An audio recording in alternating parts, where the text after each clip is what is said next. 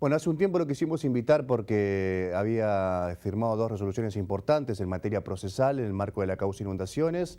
Él consideró, nosotros también, que no era tal vez el momento más oportuno para charlar sobre este tema porque se cumplían, no se celebraban, se cumplían.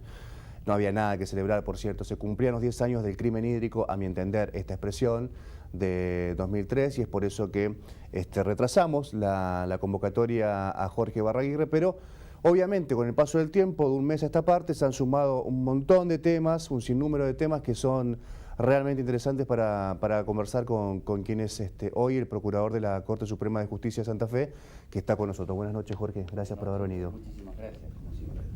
Bueno, en principio, esto que comentaba, dos resoluciones que adoptaste, Sí. que tomaron, trascendieron, digamos, justo para los 10 años, pero que habían sido anteriores y que trataban de ordenar el proceso. Y además que no tienen nada que ver con el contenido del debate o de las eventuales responsabilidades de los imputados. Es un tema netamente procesal o puramente procesal, que están vinculados a que alguien colabore en la investigación, en el sentido que se le había pasado recién a la doctora Jiménez, y entonces nombramos al doctor Andrés para que colabore con la investigación de la causa y con el debate actual. Nada más que esto. Y después había también un problema, si se quiere, con la tramitación que tenía, o con la duración que está tomando el proceso, y que en ese sentido, digamos, había una resolución en el mismo sentido del doctor Basó allá por 2008.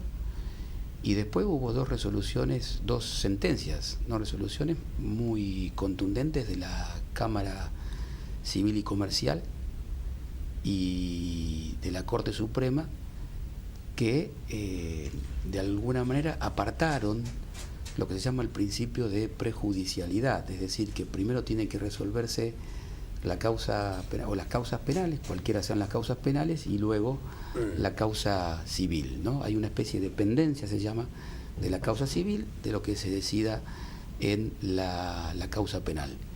Y entonces, en función de este escenario, de lo que había dicho el procurador, de lo que había dicho la Cámara y lo que había dicho la Corte, se le pidió a los fiscales que hagan el mayor esfuerzo posible para que el proceso no tenga dilaciones indebidas. Nada más que eso. Que no solamente garantiza el debido, no garantiza, digamos, el servicio de justicia a las víctimas, y al mismo tiempo garantiza el servicio de justicia para la legítima defensa del imputado. De los imputados, el derecho de las víctimas que están ahí litigando. Tampoco se puede dar opinión muy profundamente, es un tema que después esto podrá ser objeto de estudio, pero yo he tenido participación en esa causa, como en la causa civil vinculada, claro, digamos, a la causa penal, pero que está como encabalgada dentro de la causa civil como fiscal de Estado. Así que, digamos, lo único que uno dijo fue en el mismo sentido, digo, que esto se pueda estudiar y que se pueda resolver en un plazo prudencial. ¿Pensás del mismo modo, digo, sí, si se quiere, del mismo modo como en su momento se había propuesto durante mi gestión en Fiscalía de Estado un proceso de negociación que, bueno, no se terminó porque hubo recambio de gobierno, en el mismo sentido que se hicieron con los policías, con la causa de los policías, de las asignaciones no remunerativas, y lo mismo con el tema de bancarios. Bancarios transferidos, claro. Bancarios transferidos, así que todo apuntando, digamos, ese norte, nada más que eso. Considerando esto que te planteo como una verdadera ucronía, pero y siempre con la salvedad de que nadie desea que una tragedia se repita de las características que tuvo la del 2003, ¿pensás que en un contexto con la plena vigencia del nuevo sistema de enjuiciamiento tal vez hubiese sido más dinámico el tiempo judicial? Muy probablemente, porque es decir, para esta y para todas las causas. Yo creo que el nuevo sistema de enjuiciamiento y lo que se discutió ayer en la Facultad de Derecho, la creación inclusive de una agencia de investigación, del órgano de investigación, no hay que verlo solamente como cambios normativos, sino que tienen que implicar cambios culturales y cambios organizacionales, ¿no? No es simplemente una nueva manera de juzgar o de presentar los escritos, que ahora no va a haber fase escrita, sino que los procedimientos van a ser orales, ¿sí? Sino que lo que hay que ver en su conjunto, digamos, es todo el entramado que esto requiere para que haya una justicia más rápida, más celérica, si se quiere, ¿no? Y más transparente, que va a haber un escrutinio público sobre todas las causas que tengan impacto social, que hoy por hoy las causas y los expedientes no tienen. No es lo mismo ver un expediente escrito que acceder a una audiencia, ¿no? Entonces me parece que este es el punto de quiebre, ¿no?, entre un sistema y otro. Obviamente que un nuevo sistema de enjuiciamiento penal y todo lo que conlleva consigo no necesariamente va a traer una sensación o una seguridad objetiva. Lo que pueden hacer o lo que se puede encargar el sistema penal y las agencias alrededor del sistema penal es evitar la impunidad. Esto que decías en la presentación, ¿no? Pretender que, digamos, un sistema penal forme parte de las políticas de seguridad, me parece que ahí habría un serio error de desperspectiva y de reclamo hacia el sistema de enjuiciamiento. Hoy veía en el noticiero de este canal, en el tema del día, que diferentes espacios juveniles de distintos partidos políticos se habían convocado para trazar más o menos una línea común en cuanto a la defensa de lo que se llama la política de género, ¿no? La política de género en Santa Fe. Y algo muy interesante, y al mismo tiempo siempre tremendo, ¿no? Cada vez que hablamos, cada vez que nos enteramos que una mujer fue golpeada o muerta por su pareja, su marido o su pareja, siempre nos representamos, digamos, hasta dónde la justicia santafesina y en general la Argentina avanza sobre la idea de calificar como femicidios, que tiene su agravante, es mucho más gravosa esa figura, y no como homicidios y después ver, como se suele decir. En las Pascuas, para el tiempo de las Pascuas en Santa Fe, hubo tres casos muy emblemáticos, uno que terminó mal, en la muerte, los tres terminaron mal, pero uno peor porque murió una mujer. ¿Pensás que la cabeza judicial de los funcionarios y agentes judiciales está entendiendo esta idea de empezar a caratular las causas como femicidio? Estuve en el encuentro de la mañana con Estela Maris Vallejos y el diputado Eduardo Toñoli. Y lo que comentaba fue muy breve en este sentido, de que por lo menos la experiencia para la Procuración y para el Ministerio Público es que hay que dar un tratamiento incluso hasta desde lo simbólico, y este tratamiento, esta nueva mirada, esta nueva aproximación teórica, académica y de práctica judicial, se resume en las carátulas mismas, ¿no? Entonces, no es igual decir que hay una tentativa de homicidio o una tentativa de femicidio. Me parece básicamente por dos razones. Primero, porque se empieza a jugar la dimensión simbólica, la dimensión de la prevención, la dimensión de cambiar radicalmente una mirada sobre el problema, y la otra porque obviamente, digamos, hay otro tipo de imputación, como vos decías, digamos, con otro tipo de agravantes. ¿Puede haber una idea media timorata del funcionario en general sobre esta situación? Me da la sensación de que hubo una buena recepción en este sentido. Me parece que los fiscales, tanto el doctor Rolando como el doctor Aleso, lo hicieron suyo, lo pusieron de manifiesto incluso en la judicatura, y en el caso que la persona acusada, la persona imputada está en libertad, incluso, digamos, así precisamente se caratuló como nosotros lo habíamos pedido, con lo cual esto da una esperanza en cuanto al tratamiento futuro del problema. Ahora, esto tiene que seguir siendo una práctica consistente y sostenida a lo largo del tiempo. No puede ser simplemente una cuestión de una instrucción del titular del Ministerio Público, sino que realmente hay que hacerlo por parte de todos los integrantes del Ministerio, incluso de la jurisdicción, carne propia. Se trabaja sobre la idea de identidad de género, a mi entender, y esto muy a trazo grueso, por la idea del sexo vulnerable o de la situación de vulnerabilidad, ¿no? de un colectivo de personas, de un universo de personas que frente al otro género tal vez tiene esta cuestión de vulnerabilidad. Lo concreto que me parece que hay que destacar es y que a mí me preocupa, es cada vez que se habla de política de género, se dice, bueno, se abren nuevas agencias dentro del Estado, el CAGE, el Centro de Asistencia Judicial, Defensoría del Pueblo, las mismas fiscalías que están funcionando en Santa Fe, en la provincia de Santa Fe, digamos, se abre las comisarías de la mujer. Sin embargo, el problema sigue medio invisible, ¿no? Porque hay dificultades para que la mujer golpeada guardia llegue hasta las agencias del Estado, ¿no? Yo creo que el problema fundamental es ese.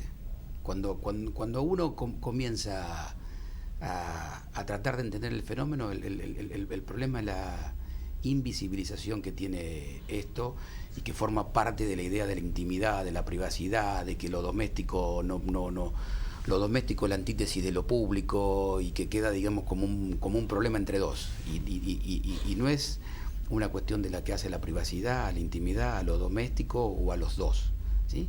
Sino que es un serio problema público.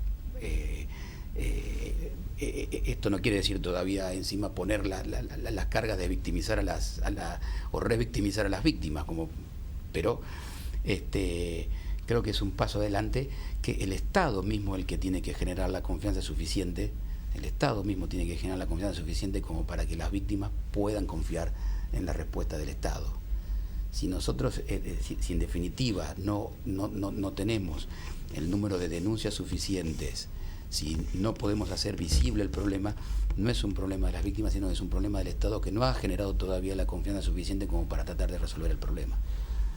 Una gran respuesta, ¿no? Porque de boca de un funcionario. Hay que reconocer en definitiva. Pero no, hoy lo que decía Héctor, si me permitís, sí, ¿no? Que a veces estar como funcionario, y aunque uno sea un funcionario judicial, no deja de ser cierto cargo, tener ciertas características ejecutivas, es decir, uno tiene que instruir, supervisar, acusar, estar velando por cuál es la política criminal que tiene la provincia, una política criminal democrática que no tienda a criminalizar a los sectores vulnerables, ¿no? Que tiene que tratar de captar delitos de cuello blanco, ¿no? Es el funcionario que habla en lugar del funcionario que hace, como decía el general. Es decir, es mucho más importante hacer que decir. Y creo que un problema que tenemos básicamente los funcionarios es esto, de que nos manejamos a ciertos niveles de discurso y nos es muy difícil cambiar las prácticas. Por eso a veces uno es reacio a estar en los programas, en los medios y ese tipo de cosas, y uno quiere estar concentrado en el hacer. Y la verdad que a mí en ese sentido me genera mucha vergüenza por parte de ser funcionario, porque alguien puede con toda razón estar pensando, bueno, usted tiene que actuar, usted tiene que producir resultados, usted tiene que ganar 2-0 y no perder por menos, ¿no? Y esto lo comentaba esta mañana, que me habían sorprendido algunos exfuncionarios en el debate de ayer de policía y seguridad democrática, policía y poder judicial, que pareciera que no se termina de asumir en Argentina, de que el funcionario no puede volver a la academia a proponer cosas, porque las tuvo que haber hecho cuando era funcionario. Entonces, obviamente que hay que tener una mirada crítica. El problema es que en este caso puntual, el Estado, nosotros no llegamos como tenemos que llegar, no generamos confianza. Porque a mí me ha pasado, y seguramente a vos también, muchas veces uno dice, bueno, frente a un caso de femicidio, ya que estamos hablando de este tema, tal nombre, hizo tantas denuncias en la comisaría, se dirigió tantas veces o tuvo la visita de un asistente social. Bueno, ¿en qué fallamos? Uno se pregunta, ¿en qué falló el Estado? Héctor, una cosa. ¿Por qué terminó esto de esta manera? Porque, por ejemplo, si uno ve las condiciones institucionales en que las víctimas a veces son atendidas por nuestras unidades de atención a la víctima, la verdad que dan vergüenza ajena. Es decir, es cierto de que no hay recursos y esto no es una imputación ni a una institución en particular, ni a los colegas de la Corte, ni a la gente del gobierno, nada, pero yo al contrario, lo veo todos los martes, digamos, los esfuerzos que se hacen para atender estas situaciones, pero no se llega. Es decir, hay déficits estructurales tan grandes que no se puede atender a las víctimas en las condiciones que la víctima los requiere. Y esto, digamos, es una cosa que hay que ver, por ejemplo, qué sé yo, al doctor Corbel en Rosario y la doctora Parma acá, y si uno lo quiere extender, ve a veces cómo son los juzgados de familia, las secretarías de violencia, la secretaría social, los tribunales extracontractuales, que uno lo ve desde la propia práctica de haberlo sufrido como abogado. Claro. Digamos, hay secretarias que atienden en el Tribunal de Responsabilidad Extracontractual acá en Santa Fe, que atienden en una oficina que yo creo que debe tener 1,5 por 1,5. Y no lo exagero, Héctor. Pero ahí entonces hay un problema. Por eso el problema cuando esa víctima va, hace la denuncia y no se le resuelve la situación en un tiempo prudencial, es lógico que después desconfíe del sistema. Es absolutamente razonable. Fui 2 veces, fui 3 veces y nadie me atiende. Me quedan unos minutitos antes de llegar a las 11 a los títulos de... Perdón por la extensión. No, ningún problema, Jorge. Sí, justamente dedicamos 1 hora para conversar con tranquilidad sobre los temas que creemos que son los importantes. Les pido si nos extendemos con la respuesta del procurador un minutito y llegar un poco más tarde con los títulos. Hay un tema que a mí me preocupa mucho, que está en la agenda de los medios, que sé que a vos también, que es lo que se denomina el conflicto de la UOCRA, ¿sí? A la gente le preocupa, hay una geografía en la que se están más o menos desarrollando el grueso de los acontecimientos más violentos, que es Alto Verde, pero también llegó al centro y también hubo una decisión de la justicia laboral, en este caso de declararse incompetente en relación al conflicto de convocatoria de elecciones en Santa Fe. Hay se entiende la justicia santafesina que debe resolverlo el Ministerio de Trabajo de la Nación, o en todo caso el sindicato a nivel nacional, pero ha sido tapa del diario Litoral, digamos, este denominado conflicto de la UOCRA. ¿Cómo se está trabajando de la Procuración? Con mucha responsabilidad, por cierto, ¿no? Yo creo que los fiscales el Ministerio Público lo está trabajando con seriedad, lo está trabajando con prudencia, lo está trabajando dentro del marco del principio de legalidad, que también tiene que conducir la actuación de los fiscales, y yo creo que más temprano que tarde va a haber algún tipo de novedad en este sentido. Han logrado que se acumulen las causas. Esto permite, digamos, un tratamiento más consistente del problema, no en forma aislada, sino concentrarlo en un punto específico. Y claro que hay una preocupación de la judicatura, hay una preocupación de la propia Corte, el grado de conflictividad y violencia inusitada con que se pretende resolver una interna, esto sin juzgar de qué lado está claro. Vienen, ¿no es cierto?, las violencias, pero hay una preocupación seria por parte del Ministerio Público y por parte de la Corte con respecto a cómo se están desarrollando estos hechos, que vuelvo a repetir, digamos, que han adquirido, digamos, una violencia inusitada que la ciudad no lo ha vivido, por lo menos desde que muchos memoriosos no tienen recuerdos de una situación semejante. Siempre que un periodista dice que es la última pregunta, es mentira. O es la penúltima o es la antepenúltima. Esta sí de verdad es la última. Se está discutiendo si va a ser a puertas abiertas o cerradas o con hinchadas el clásico de Santa Fe. A mí me parece que más allá de esto, que es obviamente muy importante en materia de seguridad, saber cuánto personal destinamos al estadio, a las adyacencias del estadio y a la ciudad en general, a mí me parece que también habría que discutirse y de plantearse, Jorge, esta idea de que si es o no constitucional la cuestión del derecho de admisión y si los clubes pueden hacerlo o necesitan necesariamente, obligadamente, digamos, el pulgar arriba de la justicia para evitar el ingreso de los barras o de los violentos.